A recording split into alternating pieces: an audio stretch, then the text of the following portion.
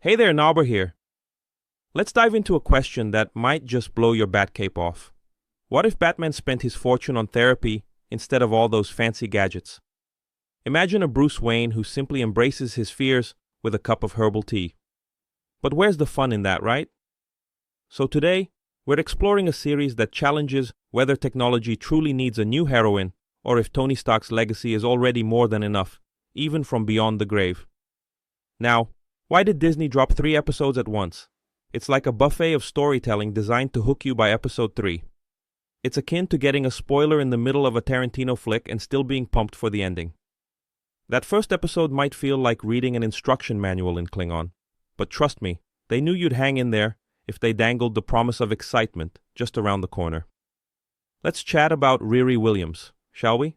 Or as I like to call her, the MCU's latest attempt to turn every quirky genius into the next Elon Musk of comics. Ever thought about how Tony Stark, with his billions, managed to be more charismatic than a truckload of chocolates? Yet, here comes a series trying to convince us Tony's brilliance stems from being born with, what, a golden screwdriver? In the Marvel Universe, genius barely scratches the surface. Tony Stark could whip up an ARC reactor from scraps and sheer universe goodwill. And I know what you're thinking. Why didn't Riri patent her inventions instead of showcasing them at a school science fair? Excellent question. Maybe she fancied herself as a super nerd Robin Hood, who knows? But honestly, selling gadgets for ice cream money is like trying to wipe out the US national debt with a jar of pennies. Not happening. Enter Riri, dropping into the narrative like she's a guest star on Rick and Morty, minus the portal gun for a quick escape. The script positions her as the next tech savior, yet bogs her down with every questionable choice. Oh, and let's not forget our villain, the Hood.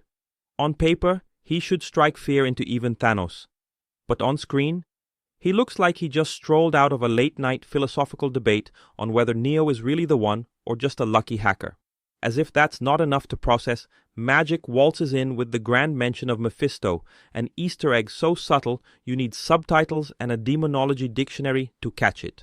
Oh marvel, what would we do without the hope of seeing Mephisto in all his CGI glory? Fast forward to the climax of the Riri Williams saga, Episode 3, the series' redemption arc. You know that epic moment when Gandalf arrives at Helm's Deep with the cavalry? It's kind of like that. Suddenly things start to click, and the story gains a depth that would make Freud adjust his glasses in intrigue. At last, we see a Riri who begins to show a more human side, shaped by grief and struggle, almost like a junior Bruce Wayne minus the brooding shadows and bat obsession. Tension cranks up as she faces the fallout of her choices, and drama escalates to a level worthy of a superhero movie's post-credit scene. Magic finally gets its due, as we realize battling the Hood is like playing chess against Moriarty. You need to be 3 steps ahead, with a sprinkle of wizardry for good measure. And naturally, we can only dream of a future where iron suits come with mystical upgrades and philosophical layers thicker than a quantum lasagna.